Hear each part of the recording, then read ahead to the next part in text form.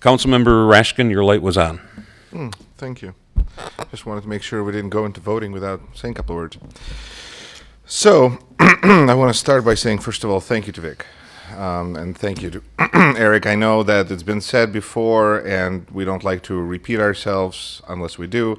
But in this instance, it really feels appropriate because this is a big task. And the fact that we have such an outstanding group of people standing in front of the council committed to bring company to Janesville, no small part of credit belongs to Vic and to Eric and frankly to the council. So it's been very, very interesting 2 years of ups and downs and negotiations, and I'm thrilled, frankly, that this process has been finally made public.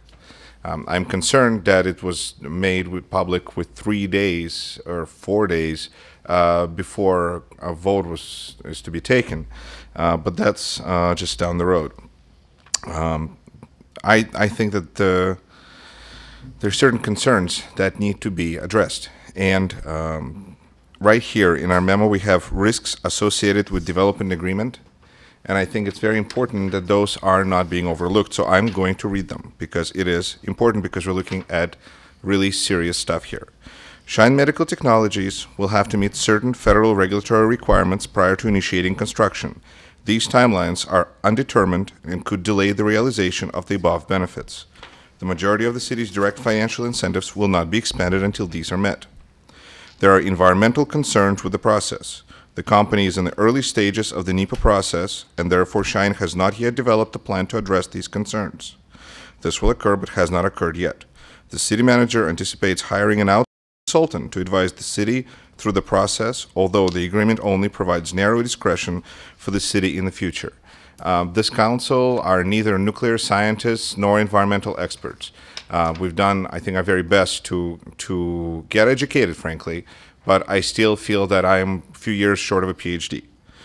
The 4 companies that have received DOE funding, including SHINE Medical Technology, have not proven that their processes can work on a large scale.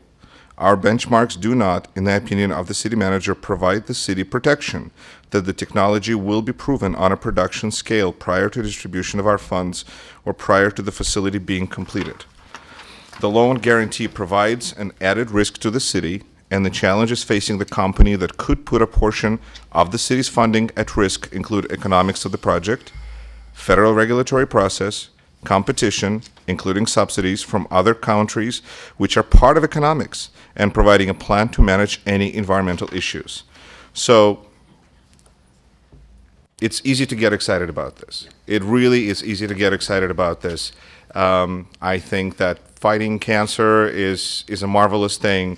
And I am thrilled that whether here or anywhere, this product's going to get made, it sounds like. I really hope it will, because, I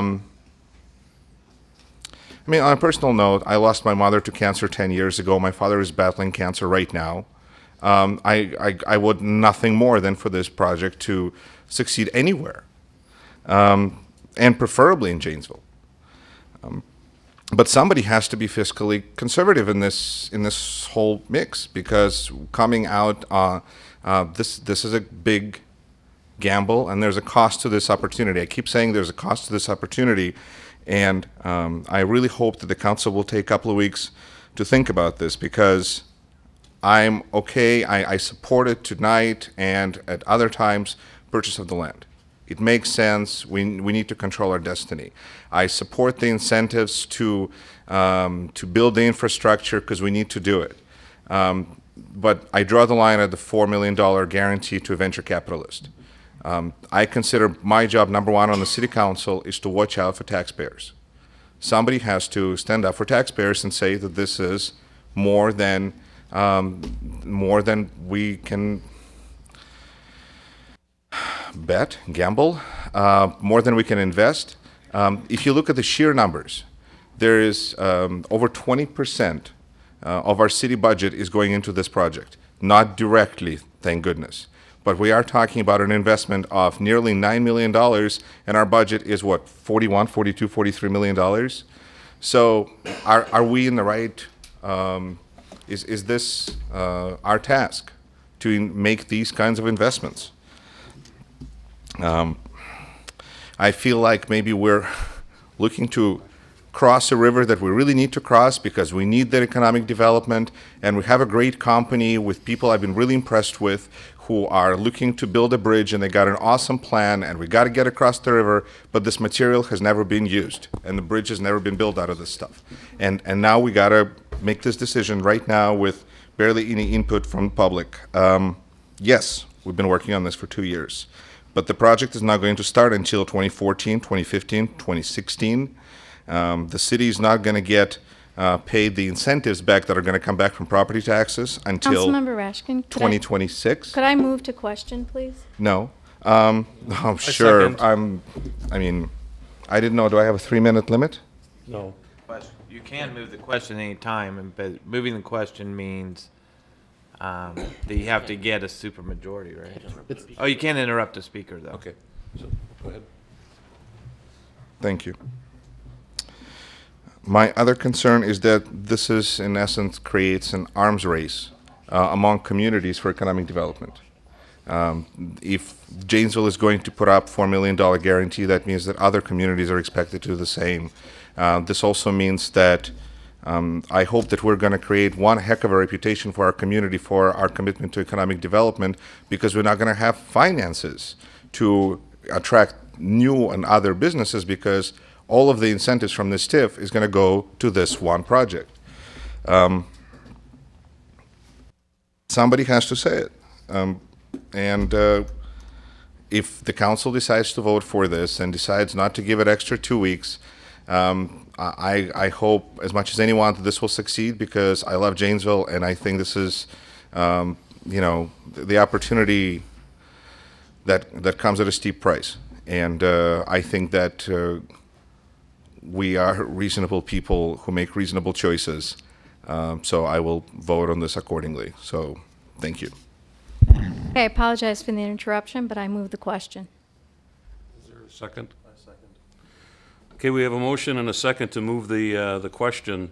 So the vote now would be to end debate, and so an affirmative vote would end debate on this, and then we would follow after that. You would go to voting on the main motion. So, anything at all? Okay. You cannot debate. Okay, so at this point in time, we're moving the question, and And it requires a 2/3 vote. okay, so Which you'd is have to four. have four people. Okay, so with that, council, please vote.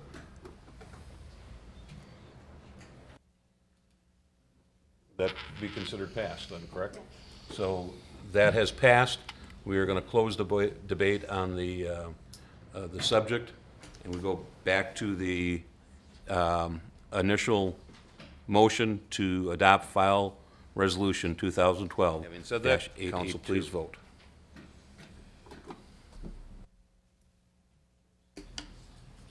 And that passes with Councilmember Don Gary Adams, Stieber, Voskel, and Liebert in affirmative, Rashkin in opposition, and McDonald passing on the vote. So that takes care of that. At this time, I'd like to take a let's make a 10-minute break.